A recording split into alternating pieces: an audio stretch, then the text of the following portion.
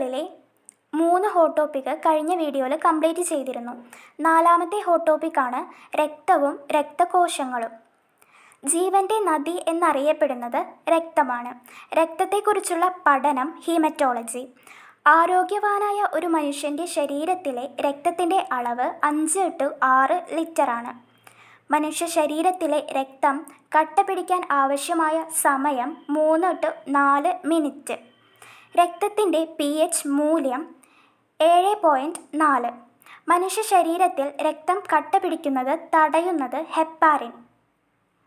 കുളയട്ടയിൽ രക്തം കട്ടപിടിക്കുന്നത് തടയുന്നത് ഹിരുഡിൻ. രക്തബാങ്കുകളിൽ രക്തം കട്ടപിടിക്കുന്നത് തടയാൻ സഹായിക്കുന്ന രാസവസ്തുവാണ് സോഡിയം സിട്രേറ്റ്.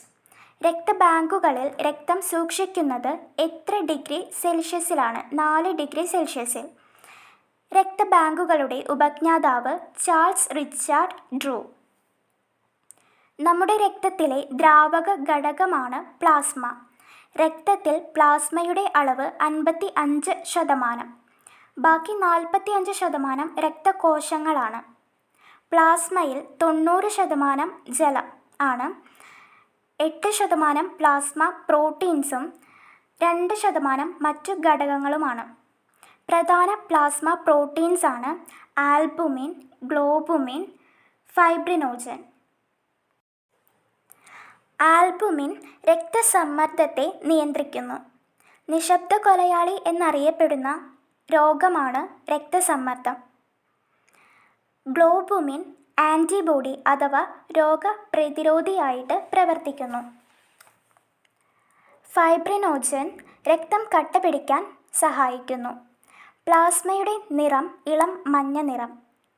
രക്തത്തിൽ പ്ലാസ്മയും രക്തകോശങ്ങളുമാണ് അടങ്ങിയിരിക്കുന്നത്. പ്ലാസ്മ 55%, രക്തകോശങ്ങൾ 45%. പ്ലാസ്മയിൽ ജലവും പ്ലാസ്മ പ്രോട്ടീൻസുമാണ് അടങ്ങിയിരിക്കുന്നത്. ജലം 90%, പ്ലാസ്മ പ്രോട്ടീൻസ് 8-10% വരുന്നത്. രക്തകോശങ്ങൾ WBC, RBC, പ്ലേറ്റ്ലെറ്റ്സ്. രക്തകോശങ്ങൾ നിർമ്മിക്കപ്പെടുന്നത് അസ്ഥിമജ്ജയിൽ വെച്ചാണ്. RBC, റെഡ് ബ്ലഡ് സെൽസ് അഥവാ അരുണരക്താണുക്കൾ അഥവാ ചുവന്ന രക്താണുക്കൾ.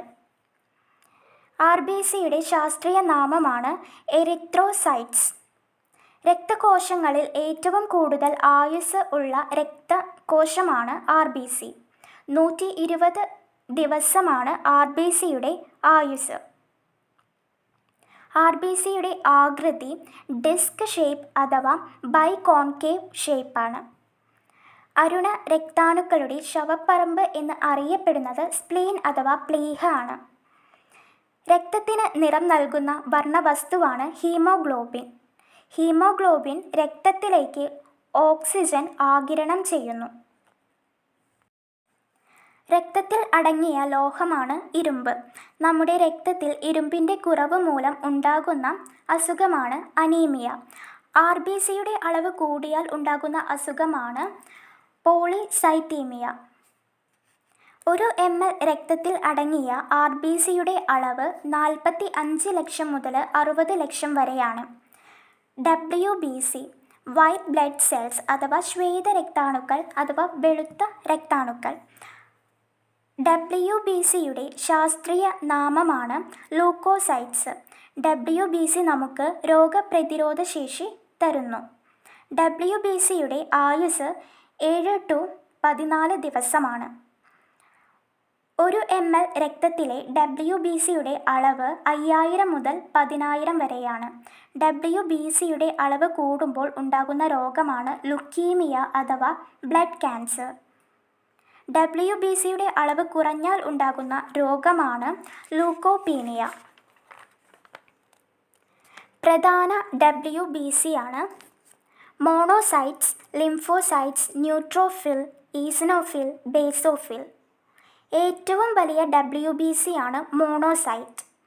മോണോസൈറ്റിൻ്റെയും ന്യൂട്രോഫിലിൻ്റെയും ഫങ്ഷനാണ് ഫാഗോസൈറ്റ്സ് ആയിട്ട് പ്രവർത്തിക്കുക എന്നത്. അതായത് രോഗാണുക്കളെ വിഴുങ്ങി നശിപ്പിക്കുന്ന പ്രവർത്തനമാണ് ഫാഗോസൈറ്റോസിസ്. ലിംഫോസൈറ്റ് രോഗപ്രതിരോധ ശേഷി പ്രദാനം ചെയ്യുന്ന WBC ആണ് ലിംഫോസൈറ്റ്. HIV ബാധിക്കുന്നത് ലിംഫോസൈറ്റിനെയാണ്. ബേസോഫിൽ. ഹെപ്പാരിൻ കാണപ്പെടുന്ന WBC ആണ് ബേസോഫിൽ. പ്ലേറ്റ്ലെറ്റ്സിൻ്റെ ശാസ്ത്രീയ നാമം ത്രോംബോസൈറ്റ്സ്. പ്ലേറ്റ്ലെറ്റ്സിൻ്റെ ആയുസ്സ് 7 ദിവസമാണ്. 1 ml രക്തത്തിൽ പ്ലേറ്റ്ലെറ്റ്സിൻ്റെ അളവ് 2.5 മുതൽ 3.5 ലക്ഷമാണ്. പ്ലേറ്റ്ലെറ്റ്സിൻ്റെ നിറം ഇല്ല.